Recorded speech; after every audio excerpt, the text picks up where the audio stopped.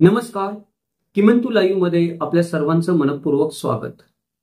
मराठी आडनावांचे प्रकार या 155 भागांच्या मालिकेमधील आजचा आपला 56वा भाग. या भागामध्ये आपण पाहणार आहोत आभूषित मराठी आडनावे भाग 2. मागचा जो आपला 55वा व्हिडिओ होता या मालिकेतला, त्याच्यामध्ये आपण आभूषित मराठी आडनावे भाग 1 पाहिला. त्याच्यात आपण मानवी शरीरावर जी शिरोभूषण आपण म्हणतो, डोक्यावर जी आभूषणं घातली जातात, नाकामध्ये, कानामध्ये आणि गळ्यामध्ये जी आभूषणं घातली जातात अशा 100 आभूषणांची माहिती घेतली. या भागामध्ये आपण जवळपास 77 नवीन आभूषणांची माहिती घेणार आहोत, जे दंडावर घातले जातात, मनगटावर घातले जातात, हाताच्या बोटांमध्ये घातले जातात आणि शरीराच्या इतर भागामध्ये, कमरेला, पायामध्ये घातले जातात. अशा जवळपास 77 आडनावांची माहिती घेणार आहोत, जे वेगवेगळे दागिने शरीराच्या या वेगवेगळ्या भागावर घातले जातात त्याच्यावरून निर्माण झालेले आहेत. मागच्या व्हिडिओमध्ये सांगितलं त्याप्रमाणे एक छोटीशी सूचना की हा जो व्हिडिओ आहे हा दागिन्यांची माहिती देण्यासाठी नाही आहे. यातली काही दागिन्यांची नावं आपण ऐकली असतील, कदाचित दुर्मिळ दागिने जुन्या काळातले ते ऐकले नसतील आपण, तर त्यांची माहिती देणारे, दागिन्यांची या माहिती देणारे चित्रांसहित सचित्र व्हिडिओ आपण आपल्या दुसऱ्या मालिकेमध्ये बनवतच आहोत. त्याच्यामध्ये आपण या सर्व महाराष्ट्रामध्ये पूर्वीच्या काळापासून वापरत असणाऱ्या आभूषणांची माहिती देणार आहोत, त्यांचा इतिहास समजून घेणार आहोत. परंतु हा जो व्हिडिओ आहे आपला, हा दागिन्यांची, आभूषणांची माहिती आणि इतिहास सांगणारा व्हिडिओ नाहीये. तर या दागिन्यांवरून जी आडनावं निर्माण झालेली आहेत त्या आडनावांची माहिती सांगणारा व्हिडिओ आहे किंवा नावं सांगणारा व्हिडिओ आहे. माहिती सांगणारा पण नाही, माहिती सांगत बसलो आपण तर हा व्हिडिओ परत 2 तासाने आटोपणार नाही. 77 आडनाव आहेत. त्यामुळे आपण काय करणार आहोत की फक्त ती आडनावं जी पडलेली आहेत ती आडनावं आणि त्याच्यानंतर कुठल्या दागिन्यावरून ती आडनावं पडले त्या दागिन्याचं नाव, अशा प्रकारे आपण या 77 आडनावांची माहिती करून घेणार आहोत. त्याचं वर्गीकरण आपण करणार आहोत की हे दागिने शरीराच्या कुठल्या भागावर घातले जात होते, म्हणजे दंडावरचे दागिने, कमरेवरचे दागिने, हातातले दागिने, मनगटावरचे दागिने, असं त्याचं वर्गीकरण आपण करणार आहोत आणि त्या दागिन्यांची आपण माहिती घेणार आहोत, त्याचं नाव जाणून घेणार आहोत आणि त्याच्यावर पडलेलं आडनाव थोडक्यामध्ये पाहणार आहोत.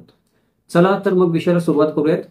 नमस्कार, माझं नाव किमंतू उंबळे सरकार आणि आपण पाहतात किमंतू लाईव्ह युट्यूब चॅनल. आताचा जो पहिला भाग आहे तो पहिला भाग म्हणजे दंडावरचे दागिने. आता दंडावरचे दागिने काय प्रकार आहे? बरेच आपण बघतो की आभूषणं असतात ती पूर्वीच्या काळापासून दंड सुशोभित करण्यासाठी वापरली जातात, स्त्री पुरुष दोन्ही वापरतात. अशा आभूषणांवरून जी आडनावं पडले ती आपण पाहूयात. पहिली जी 2 आडनावं आहेत ती म्हणजे तोळे आणि बंदे. ही जी 2 आडनावं आहेत ही तोळेबंद नावाचा एक बंद बांधला जायचा दंडावर, त्याच्यावरून आलेले असू शकतात. दंडभूषण आणि दंडभूषण अशी 3 आडनावं जी आहेत ती दंडभूषण या आभूषणावरून आलेली आहेत. नागफणे हे जे आडनाव आहे, दंडावर नागफणी नावाचा एक आभूषण बांधलं जायचं पूर्वीच्या काळी, त्याच्यावरून आलेलं आहे. नागतरे हे जे आडनाव आहे हे नागोत्रे नावाचा एक दंडभूषण असायचं, त्याच्यावरून पडलेलं आहे. नागोत्रे पण आडनाव काही लोकांचं आहे, ते पण जर कोणाचं असेल आणि त्यांना माहित नसेल तर दंडभूषण नावाचं एक, नागोत्रे नावाचं एक दंडभूषण होतं, त्यावरून तुमचं आडनाव आलेलं असं समजायला हरकत नाही. बाजूबंदे नावाचं आडनाव काही मित्रांचं आहे, ते बाजूबंद जो बांधला जायचा दंडावर त्याच्यावरून पडलेला आहे. वाके नावाचं जे आडनाव आहे त्याची उत्पत्ती पण वाकी नावाचं एक दंडभूषणापासून होऊ शकते. वेळे हे जे आडनाव आहे त्याची अनेक प्रकारे उत्पत्ती सांगता येते, पण एक दंडभूषण वेळा नावाचं देखील होतं, त्याच्यावरून पण हे आडनाव आलेलं असू शकतं, त्याची ही देखील उत्पत्ती असू शकते. त्याच्यानंतर पुढचा जो प्रकार आहे तो म्हणजे मनगटावर बांधायचे दागिने. तर मनगटावरचे दागिने बांधले जात असत त्यांना आपण बांगड्या म्हणतो आपण, की बांगड्या आपण मनगटामधून भरतो किंवा हातामध्ये भरतो. ते मनगटावरचे आणि हातामधले जे दागिने आहेत ते म्हणजे बांगडे, कंकणे, कंगणे, कंकण, कांकण ही जी आडनाव आहेत ही बांगड्यांशी संदर्भात आहे. आणि पुढचं जे आडनाव आहे ते म्हणजे कनगे. कनगे हे आडनाव आहे ते हातामध्ये, मनगटामध्ये एक मोत्यांच्या कणग्या जुन्या काळामध्ये बांधल्या जायच्या, त्या मोत्यांच्या कणग्यावरून कनगे आडनाव पडलेलं आहे. गजरा देखील केसांमध्ये बांधला जायचा, हातामध्ये देखील बांधला जायचा. हातामध्ये बांधलेला गजरा हे पण एक आभूषण मानलं जायचं पूर्वीच्या साज शृंगारामध्ये, त्यामुळे गजरे हे जे आडनाव आहे ते गजरा या शब्दावरून आलेलं आहे. गोटे हे आडनाव आहे, हे मनगटावर एक गोट बांधला जायचा, एक दोरा बांधला जायचा, त्याला गोट असं म्हणलं जायचं विशिष्ट अशा दोऱ्याला, त्याच्यावरून गोटे हे आडनाव आलेलं आहे. घोसबाळे हे आडनाव मनगटावर जे घोसबाळ्या नावाचा प्रकार बांधला जायचा त्याच्यातून आलेला आहे. चुडे हे जे आडनाव आहे ते हातामध्ये जो बांगड्यांचा चुडा भरला जायचा त्याच्यावरून आलेला आहे. चौकडे हे आडनाव चौकडे आभूषणावरून पडलेलं आहे. जवे हे आडनाव जवा नावाच्या हस्त आभूषणावरून आलेलं आहे.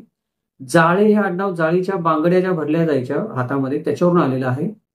तुरमणी हे जे आडनाव आहे ते तुरमणी किंवा तुरबंदी नावाचा एक जो भाग हातामध्ये घातला जायचा त्याच्यावरून आलेला आहे. तोडे हे जे आडनाव आहे ते मनगटामध्ये जो तोडा घातला जायचा त्याच्यावरून आले. जुन्या काळामध्ये चांदीचा तोडा किंवा सोन्याचा तोडा हातामध्ये घातला शौर्य गाजवलं म्हणून असं आपण ऐकतो. तर तोड्यावरून हे तोडे आडनाव आलेलं आहे. पाटले आडनाव हातामध्ये ज्या पाटल्या भरल्या जायच्या त्याच्यावरून पडलेलं आहे. पिछोडे जे आडनाव आहे तो पिछोडी नावाचा एक हस्त आभूषणाचा प्रकार होता त्याच्यावरून आलेला आहे. मोते आणि पोचे ही जी आडनाव आहे ती मोत्याची एक पोहची असायची ती हाताभोवती गुंडाळली जायची त्याच्यावरून आलेली आहेत. बिलवरे हे जे आडनाव आहे ते बिलवर नावाचं एक हस्तभूषण आहे त्याच्यावरून आलेलं आहे. रवी आणि फुले किंवा रवी फुले अशी पण 3 आडनाव आहेत. ही तिन्ही आडनावं रवी फुल नावाच्या हस्तभूषणावरून पडलेले आहेत. हिरकणे हे जे आडनाव आहे ते हातामध्ये ज्या हिरकण्या घातल्या जातात त्या हातातल्या हिरकण्यांवरून पडलेलं आहे. आता हे मनगट किंवा हातामध्ये घालण्यात येणारी आभूषणं होती. आता आपण हाताच्या बोटांमध्ये ज्या वेगवेगळ्या प्रकारच्या अंगठ्या घातल्या जायच्या किंवा वेगवेगळ्या प्रकारची अनेक आभूषणं घातली जायची त्यांच्यावरून पडलेली आडनावं कुठले ते आपण पाहूयात. हातांच्या बोटातील दागिन्यांवरून निर्माण झालेली आडनाव. पहिलं आडनाव आहे आरसे. हे आरसा नावाचं एक रिंग म्हणतो आपण. ती अंगठी अंगठ्यामध्ये घातली जायची. बोटाच्या हातामध्ये अंगठ्यामध्ये जी अंगठी घातली जायची. हाताचं बोट आहे 5 बोट आहे त्याच्यामध्ये अंगठ्यामध्ये जे रिंग घातली जायची तिला आरसे असं म्हणलं जायचं. अंगठा नाही म्हणलं जायचं. त्यानंतर हे आता एक गोष्ट इथे सांगणं गरजेचं आहे पुढे जाण्याच्या आधी आपण थोडंसं थांबूया की कोणत्या बोटामध्ये कोणत्या प्रकारची अंगठी घालायची आणि त्या अंगठीचं महत्व काय आहे. ती कोणतं रत्न असलं पाहिजे किंवा त्या प्रत्येक बोटामध्ये घातल्या जाणाऱ्या अंगठीचं वेगळं वेगळं स्वतंत्र नाव आणि स्वतंत्र वैशिष्ट्य सांगितलेलं आहे दागिन्यांच्या निर्मितीमध्ये आणि शास्त्रामध्ये देखील. तर इथे आपल्याला काय वाटतं की आपण कुठल्याही बोटामध्ये पाहिलं कुठलीही गोष्ट घातलेली कुठली एखादी गोल गोष्ट त्या बोटामध्ये आपण घातलेली असेल तर आपण प्रत्येक त्या गोल गोष्टीला अंगठी म्हणतो. पण तसं नाही. प्रत्येक बोटामध्ये घालण्यात येणाऱ्या अंगठीची स्वतंत्र एक आयडेंटिटी आहे. तिचं स्वतंत्र नाव आहे. तिचं स्वतंत्र वैशिष्ट्य आणि ती अंगठी त्याच प्रकारच्या बोटामध्ये घालायची असते. दुसऱ्या प्रकारच्या बोटामध्ये घालून चालत नाही. त्यामुळे इथे आपण आता पाहतोच आहोत की हातातल्या बोटांमध्ये जी आभूषणं घातली जातात त्यांची माहिती आपण पाहतोय. त्याच्यावरून आलेली आडनावं पाहतोय. तर हे माहीत नसतं बऱ्याच लोकांना आपल्या की वेगवेगळ्या बोटातल्या अंगठींची वेगळी वेगळी नावं आणि वेगळी वेगळी वैशिष्ट्ये आहेत आणि त्याचं ते स्थान आहे की ती अंगठी त्याच बोटामध्ये असते हे माहीत नसतं. म्हणून थोडक्यामध्ये माहितीसाठी सांगितलं. चला सुरुवात करूयात आपल्या आडनावांसाठी. आरसे हे जे आडनाव आहे ते अंगठ्यामध्ये जी अंगठी घातली जाते तिला आरसा म्हणलं जातं. त्याच्यावरून आरसे आडनाव पडलेलं असू शकतं. त्यानंतर जी आपली तर्जनी असते त्या तर्जनीमध्ये सोने चांदी किंवा हस्तिदंताची दागिने घातले जातात. म्हणजे अंगठ्या ज्या बनवल्या जातात त्या सोन्या चांदीच्या किंवा हस्तिदंताच्या अंगठ्या या नवीन तर्जनीमध्ये घातल्या जातात आपल्या हाताच्या. त्यानंतर सिक्के किंवा सिक्का नावाची एक अंगठी बनवली जाते. आपण पूर्वीच्या काळी बघायचो की शिक्का उमटवला जायचा एखाद्या ठिकाणी. प्रत्येक राजाचा सरदाराचा शिक्का असायचा उमटवला जायचा. ती शिक्क्याची जी अंगठी असायची ती नेहमी या मधल्या बोटामध्ये घातली जाते. तर्जनी ही झाली आपली की तर्जनीमध्ये आपण बघितलं सोने चांदी आणि हस्तिदंताची अंगठी. शिक्का असेल तो शिक्का आपल्या मधल्या बोटामध्ये घातला जातो नेहमी.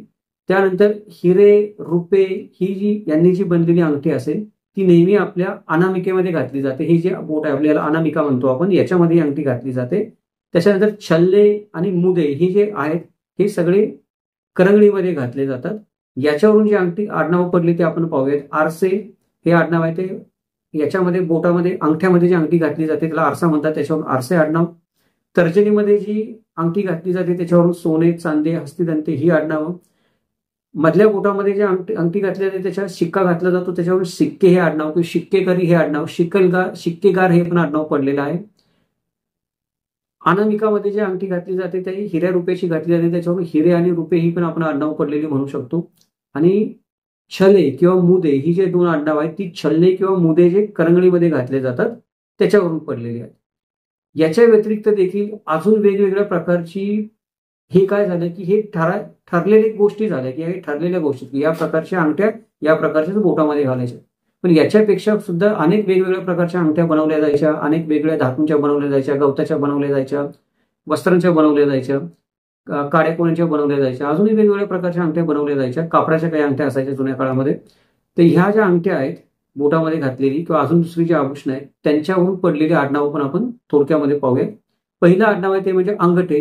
अंगठे हे आडनाव अंगठीवरूनच आलेलं आहे किंवा अंगडे जे आडनाव पडलेलं आहे ते पण अंगठीवरून पडलेले असं आपण म्हणू शकतो. दर्भे हे जे आडनाव आहे ते दर्भाची अंगठी जी बोटामध्ये घातली जाते त्याच्यावरून पण आलेलं असू शकतं. दशांगुळे हे जे आडनाव आहे ते दशांगुळे ही जे हाताच्या 10 बोटांमध्ये घालण्यात येणारा प्रकार होता दागिन्याचा त्याच्यावरून आलेला असू शकतं. नागमुदे हे जे आडनाव आहे ते नागबुंद नावाची एक अंगठी हातामध्ये घातली जायची, त्याच्यावरून पडलेलं असू शकतं. नागे, नाग किंवा नाग या शब्दाची उत्पत्ती असणारी इतर आडनावांची अनेक दुसऱ्या देखील उत्पत्ती देता येतात, परंतु नाग नावाची एक अंगठी घातली जायची पूर्वीच्या काळी. आपण अजूनही बघतो की सर्पाकार अंगठी आपल्या हातामध्ये घातली जाते, त्याच्यावरून पण नागे आडनाव किंवा सर्प आडनाव पडलेलं असू शकतं. मुद्रिके हे जे आडनाव आहे ते अनेक मुद्रिका कोरलेल्या अंगठ्या असायच्या पूर्वीच्या काळामध्ये, म्हणजे जसं शिक्का असायचा उमटवण्यासाठी तसं अंगठीवर कोणी साईबाबांची मूर्ती कोरलेली आहे, कोणी देवाचा दुसरा एखादा चेहरा कोरलेला आहे, कोणी पूर्वजांचं नाव कोरलेलं आहे, अशा प्रकारच्या पण अंगठ्या बनायच्या, त्यांना मुद्रिका म्हणायचे पूर्वीच्या काळी. त्याच्यावरून पण मुद्रिके किंवा मुदराळे ही जी दोन आडनावं पडलेली आहेत ही मुद्रिका अंगठीवरून पण पडलेली असू शकतात. मुदरे नावाचं एक आडनाव आहे ते मुद्रावरून पडलेलं असू शकतं, की आपण पाहिलं की मधल्या बोटामध्ये नेहमी आपल्याला काय करायचं, शिक्का घालायचा, शिक्क्याला मुद्रा असं देखील म्हटलं जायचं. त्या मुद्रेवरून मुद्राधर, मुद्राधारी किंवा मुदरे अशी 3 आडनाव आपल्याला मराठी भाषेमध्ये पडलेले आढळून येतात. अजून एक अंगठीचा प्रकार येतो तो म्हणजे मुदी. या मुदीवरून मुदे हे पण आडनाव पडलेलं आपल्याला आढळून येतं. वळे नावाचा पण एक अंगठीचा प्रकार आहे, हातामध्ये वळा घातला म्हणतो आपण, त्यावरून पण वळे आडनाव पडलेलं असू शकतं. सिका आपण म्हणतो की सिका नावाची एक वेगळी अंगठी येते की शिक्का नाही किंवा मुद्रा नाही, सिका वेगळे आहे. सिका एक वेगळं आभूषण आहे बोटामध्ये घालायचं, त्याच्यावरून पण सिके हे आडनाव मराठीमध्ये आलेलं असू शकतं. ही झाली हातातल्या बोटांमध्ये घालायची दागिने आणि त्यांच्यावर पडलेले आडनाव. आता आपण बघूयात की कमरेमध्ये जे दागिने घातले जातात त्याच्यावरून पडलेले आडनाव कुठले आहेत. त्यांना आपण कटिभूषण आडनावे म्हणू शकतो, की कमरेला सुशोभित करण्यासाठी जी दागिने घातले जातात त्याच्यावरून आलेले आडनाव म्हणजे कटिभूषण आडनाव. पहिलं जे आहे ते म्हणजे कंबरे आडनाव. कंबरे आडनाव आपल्याला माहिती आहे, कंबरपट्टा जो आपण बांधतो कमरेला त्याच्यावरून आलेला आहे. करकोटे हे आडनाव आपण जो करकोटा बांधतो याला आपल्या कमरेला त्याच्यावरून आलेलं आहे. छल्ले हे आडनाव कमरेला स्त्रिया छल्ला अडकवतात त्याच्यावरून पडलेलं असू शकतं. पोंदे आडनाव जे आहे की पोंद नावाचं एक आभूषण स्त्रिया गुंडाळतात त्याच्यावरून आलेलं आहे. माचपटे हे आडनाव माच चपटे नावाचं किंवा माप चपटे नावाचं एक कटिभूषण आहे त्याच्यावरून पडलेलं आहे. मेखला हे आडनाव मेखला या प्रसिद्ध कटिभूषणावरून आलेलं आहे. मेखला ही पूर्वीच्या काळी स्त्रियांना फार प्रिय असायची, मेखलावरून मेखर हे आडनाव झालेलं आहे. त्याचनंतर रचेना नावाचं एक कटिभूषण फार प्रसिद्ध होतं प्राचीन काळामध्ये, त्या रचेनावरून रचेने नावाचं एक आडनाव मराठीमध्ये आपल्याला आढळतं, पण त्याचा अर्थ सापडत नाही, कदाचित ते या रचेना या कटिभूषणावरून पण पडलेलं असू शकतं. आता आपण बघूयात की पायात घालण्याची आभूषणे ज्याला आपण पद्मभूषणे म्हणू शकतो, की जी पायाला सुशोभित करतात ती पद्मभूषणे. या पद्मभूषणावरून कोणती कोणती आडनाव पडली ते आपण बघूयात. आता जसं हाताच्या बोटामध्ये कोणती अंगठी कुठल्या बोटामध्ये घालायची याचे काही नियम आहेत आणि त्या प्रत्येकाचे वैशिष्ट्य आहे, तसं पायाच्या 5 बोटांमध्ये देखील स्त्रियांनी किंवा पुरुषांनी कुठली आभूषणं घालायची, कुठल्या प्रकारच्या अंगठ्या पायाच्या बोटांमध्ये घालायच्या, त्या प्रत्येक अंगठीचं एक वैशिष्ट्य आहे, तिचं एक वेगळं नाव आहे आणि तिच्याशी जोडलेल्या वेगळ्या वेगळ्या कथा पण आहेत. तर आपण पहिल्यांदा काय बघूयात की पहिलं बोट जे म्हणतो आपण, अंगठा ज्याला म्हणतो आपण आपल्या पायाचा, त्याच्यामध्ये जे अंगठीसारखं एक वळ गुंडाळला जातो त्याला अंगुष्ठ असं म्हणतात, पायाच्या अंगठ्यामध्ये घालतात त्याला, त्याच्यावरून अंगुष्ठ हे आडनाव मराठीमध्ये आलेलं आहे.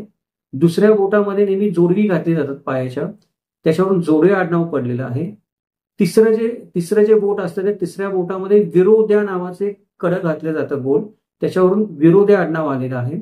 चौथ्या बोटामध्ये नेहमी मासोळी घातली जाते, म्हणजे मासोळीचं चिन्ह असणारी अंगठी घातली जाते पायाच्या, त्याच्यावरून मासोळी हे आडनाव आलेलं आहे. आणि शेवटची जी पायाची करंगळी असते त्याच्यामध्ये वेडणी घातली जाते, त्याच्यावरून वेडणे हे आडनाव आले. आता या आडनावाचं वैशिष्ट्य सांगणं ती त्याच पायाच्या बोटामध्ये का घालायचे त्यांचा इतिहास सांगणं आपला आजच्या व्हिडिओचा विषय नाहीये, म्हणून आपण तिकडे जात नाहीये. आपण आपल्या पुढच्या आभूषणांकडे जाऊया. ही काय झाली की ही काही विशिष्ट वैशिष्ट्यपूर्ण कोणत्या बोटात पायाच्या कोणतं आभूषण घालायचं त्याच्यावरून आलेली आडनाव आहेत. याच्या व्यतिरिक्त पण पायाच्या बोटांमध्ये किंवा पायामध्ये वेगवेगळी आभूषणं घातली जातात, पायामध्ये बांधली जातात, त्या आभूषणांवरून पडलेले आडनाव कोणते ते आपण थोडक्यामध्ये पाहूयात. पहिलं आडनाव आहे ते म्हणजे घुंगरे, पायामध्ये बांधण्याचे घुंगरू असतात त्याच्यावरून हे आडनाव पडलेलं आहे. चाळके किंवा चाळे ही जी 2 आडनाव आहेत ते पायामध्ये बांधायचे जे चाळ असतात त्याच्यावरून आलेले आहेत. तोडर हे आडनाव आहे ते पायामध्ये जो तोडरा घातला जातो तोडर म्हटलं जातं त्याला, त्याच्यावरून आलेलं आहे. तोरडे हे आडनाव तोरड्यावरून पडलेलं आहे. तोडर आणि तोरड्या हे 2 वेगळी पद्म आभूषण आहेत त्याच्यावरून वेगळे आडनाव आलेले आहेत. नुपूर हे आडनाव, नुपूर किंवा नुपुरे हे काही लोकांचं आडनाव आहे, ते नुपूर आपण म्हणतो, पायामध्ये जे पैंजण घातलं त्याला नुपूर म्हणतात, त्याच्यावरून आलेलं आहे. पैंजण हे आडनाव आपल्या महाराष्ट्रामध्ये बऱ्यापैकी प्रसिद्ध आहे. ते पायात घालायची जी साखळी असते तिला पैंजण म्हणतात, तिचा आवाज येतो त्याच्यावरून पैंजण हे आडनाव आलेलं आहे. पोल्हारी नावाचं एक आडनाव आहे आपल्या महाराष्ट्रामध्ये. ते पोल्हारी नावाचं जे आडनाव आहे ते पैंजनचाच एक अपभ्रंश आहे किंवा पैंजनचा एक समानार्थी शब्द आहे. स्त्री पायाच्या बोटामध्ये जी अंगठी घालते त्या अंगठीला, पैंजनासारखी जी अंगठी असते तिला पोल्लार म्हणलं जातं किंवा पोल्लारे म्हणलं जातं. त्याचबरोबर त्या अंगठीला कधी कधी साखळी जोडली जाते, ती साखळी पैंजनाला जोडली जाते पायाच्या अंगठीमध्ये घातलेली, त्याच्यावरून हे पोल्लारे आडनाव आलेलं आहे. मंजीर हे आडनाव आहे ते मंजीर नावाच्या एका पद्मभूषणावरून पडलेलं आहे. वाळे आडनाव आहे ते आपण बघितलं, पायाच्या बोटात घालायचा वाळा असायचा त्याच्यावरून आलेला आहे. विरोळे आडनाव आहे किंवा विरोले आडनाव आहे ते विरोली नावाच्या पायाच्या बोटामध्ये घालण्याच्या एका पद्मभूषणावरून आलेलं आहे. आता हे झाले मोठ्या माणसांचे दागिने. आता आपण काही छोट्या मुलांचे दागिने असतात, ते दागिन्यांना आपण काही वैशिष्ट्यपूर्ण नाव आहे जी छोट्या मुलांच्या पायामध्ये अंगावरचे दागिने घातले जातात त्यांना. त्या छोट्या मुलांच्या दागिन्यांवरून पडलेली काही आडनाव आपण बघूयात. पहिलं आहे कडे. आपण बघतो की मुलांच्या अंगावर आपण कडं घालतो, त्याच्यावरून कडे हे आडनाव पडलेलं आहे. कांडोळे आडनाव हे कांडवळे या मुलांच्या दागिन्यांवरून आलेलं आहे. कांडवळे हे पण स्वतःमध्ये एक वेगळं आडनाव आहे. कोयरे आडनाव आपण कोयरी वापरतो मुलांसाठी, त्याच्यावरून आलेलं आहे. घुंगरे आडनाव आपण मुलांना घुंगरू बांधतो त्यांच्या पायामध्ये, त्याच्यावरून आलेलं आहे. चुटके आडनाव आपण, चुटक्या नावाचा एक दागिना असतो आपल्या घरात, लहान मुलं असतील आणि कोणी आजी वगैरे असेल तर आपल्याला सांगितलं असेल, त्याच्यावरून पडलेलं आहे. डुले आडनाव कानामध्ये आपण जे मुलांच्या डूल घालतो त्याच्यावरून आलेलं आहे. तांबोळे आडनाव हे तांबोळे याच दागिन्यावरून आलेलं आहे लहान मुलांच्या. ताईते आडनाव मगाशी आपण बघितलं की ताईत जे आपण म्हणतो मुलांच्या गळ्यामध्ये बांधतो वेगवेगळे दृश्य लागू नये म्हणून, त्याच्यावरून आलेलं आहे. दसांगुळे आडनाव जे आपण म्हणतो की 10 मुलांच्या बोटामध्ये आपण काही ना काही घालतो दृष्ट लागू नये म्हणून कधी कधी, त्याच्यावरून आलेलं आहे. बिंदे आडनाव आपण जे वेगवेगळ्या प्रकारच्या बिंदल्या बनवतो मुलांच्या कानात घालण्यासाठी किंवा काही काही वेळेला कपाळावर ठेवण्यासाठी, अजूनही शरीरावर काही काही ठिकाणी ठेवण्यासाठी, त्याच्यावरून बिंदे आडनाव आलेलं आहे. बेडे आडनाव बेडी या आभूषणापासून आलेलं आहे. मनगटे हे आडनाव जे मनगटे या आभूषणापासून आलेले, लहान मुलांच्या मनगटावर आपण जो दोर बांधतो तो काळा असेल, धातूचा असेल, अजून कोणता असेल, वेगवेगळ्या समाजामध्ये वेगवेगळ्या प्रजातीमध्ये वेगळे प्रकार आहेत, पण मनगटावर बांधला जातो म्हणून त्याला मनगट्या म्हणतात. त्या मनगट्यावरून मनगटे आडनाव आलेलं आहे. एक विशिष्ट वाकडा ताईत पण लहान मुलांच्या गळ्यामध्ये बांधला जातो दृष्ट लागू नये म्हणून, त्याच्यावरून वाकडे आडनाव पडलेलं असू शकतं. वाघनखं मुलांच्या गळ्यामध्ये बांधली जातात काही काही ठिकाणी, खास करून भटक्या विमुक्त जमातीमध्ये, त्याच्यावरून वाघनखे आडनाव आलेलं असू शकतं. वाळा नावाचा दागिना आपण बघितला की मुलांच्या बोटामध्ये पायामध्ये घातला जातो, त्याच्यावरून वाळे आडनाव आलेलं आहे. साखळे आडनाव मुलांच्या साखळेला कमरेला आपण ज्या वेगळ्या साखळ्या गुंडाळतो त्याच्यावरून पडलेलं असू शकतं. संकुले हे आडनाव संकुले या आभूषणावरून आलेलं आहे. हंसळे हे आडनाव हंसळी नावाचं लहान मुलांसाठी एक आभूषण बनवलं जातं, त्याच्यावरून पडलेलं असू शकतं. आता ही काय झाली की आभूषणांची नावं झाली. आता आपण काय करूयात की शृंगार जो केला जातो, खास करून स्त्रिया साज शृंगार करतात, तर त्या शृंगारासाठी ते जे साहित्य वापरतात हे दागिने नसतात पण आभूषणच असतात, ते स्त्रीला सुशोभित करत असतात. शृंगारिक आडनावं जी आहेत ती या शृंगार करणाऱ्या स्त्रीच्या आभूषणांवरून किंवा स्त्रीला शृंगार करायला मदत करण्याच्या साधनांवरून पडलेली आहेत, त्यांना आपण शृंगारिक आडनावे म्हणू शकतो. ती शृंगारिक आडनावे आपण जाता जाता थोडक्यात बघूयात की हा व्हिडिओचा विषय नाही, परंतु आपण जाणून घेऊयात काही आडनाव आहेत ती आपल्या माहितीसाठी. पहिलं जे आडनाव आहे ते म्हणजे काजळे. ते काजळ आपल्या सर्वांना माहिती आहे, डोळ्याला लावायचा काळा रंग असतो त्याला आपण काजळ म्हणतो, त्याच्यावरून काजळे, काजळकर, काजळकार, काजले अशी काही आडनाव आपल्याला पडलेली दिसून येतात. गजरा स्त्रीच्या शृंगारामध्ये महत्वाचा भाग आहे, त्यावरून गजरे हे आडनाव आलेलं आहे. टिकलीची स्त्री आपल्या कपाळावर लावते, त्याच्यावरून टिकले हे आडनाव पडलेलं आहे. टिकली या आडनावावरून टिळक किंवा एक खास प्रकारचा आपण म्हणतो की टिळा उमटवला जातो स्त्रीच्या कपाळावर, किंवा पुरुष पण काही काही ठिकाणी टिळा लावतात, त्याचं धार्मिक महत्व पण असतं, त्याच्यावरून टिळक असा अर्थ आलेला आहे. त्याचा दुसरा अर्थ होतो श्रेष्ठ. टिळक शब्दाचा दुसरा अर्थ श्रेष्ठ असा पण होतो, पण टिळ्यावरून पण ते आडनाव आलेलं आहे. त्यानंतर टिळेकर, टिळेकरी ही पण आडनावं टिळ्यावरून पडलेली आपल्याला आढळून येतात. त्यानंतर श्रंगार या शब्दापासून श्रंगारे, श्रंगारपुरे, श्रंगारपूर अशी वेगळी आडनाव पडलेली आपल्याला आढळून येतात. ही सगळी झाली याच्या श्रंगार, साज श्रंगार जे स्त्री करते त्याच्यावरून पडलेली आडनाव. आता हे दुसरा भाग होता आपला आभूषित मराठी आडनावांचा. पहिल्या भागामध्ये आपण 100 आडनावं पाहिली, या भागामध्ये जवळपास आपण भरभर 77 आडनावं पाहिली. ह्या सगळ्या आडनावांची उत्पत्ती आपण दागिन्यांशी संबंधित लावली, ती उत्पत्ती इतर काही गोष्टींशी संबंधित लावू शकते, परंतु आपला विषय आजचा दागिन्यांशी संबंधित आडनाव असल्यामुळे आपण तेवढ्याच गोष्टीचा विचार केलाय. मला जेवढी आडनावं आतापर्यंत कळली की मी इतिहासाचा अभ्यास करतोय आणि ऐतिहासिक दागिन्यांचा पण माझा बऱ्यापैकी अभ्यास आहे, गेले काही दिवस मी त्याच्यावर पण संशोधन करतो, तर त्याच्यावरून मला ही काही दागिन्यांची नावं माहीत झाली आणि त्याच्यावरून पडलेले आडनावं थोडे शोध घेतला तर माझ्या लक्षात आलं की दागिन्याची यांची उत्पत्ती सांगता येऊ शकते. काही काही आडनावं तर 100% जुळतात की दागिन्यांवरूनच पडलेले, काही काही उत्पत्ती असू शकते, म्हणून आपल्या माहितीसाठी सांगितली.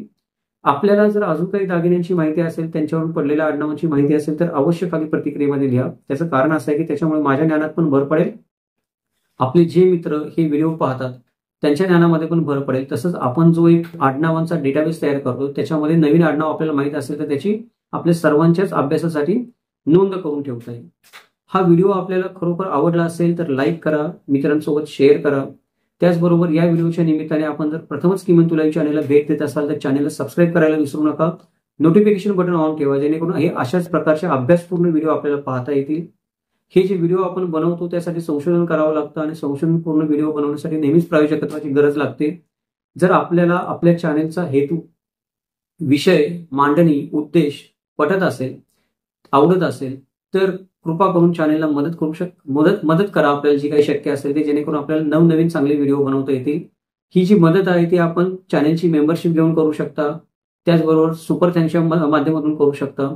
जर आपल्याकडे गुगल पे किंवा फोन पे असेल त्या माध्यमातून आपल्याला मदत करायची असेल तर मदत करण्यासाठी नंबर आपल्याला स्क्रीनवर दिसतोय, त्या नंबरवर पण आपण देणगी स्वरूपामध्ये मदत करू शकतो.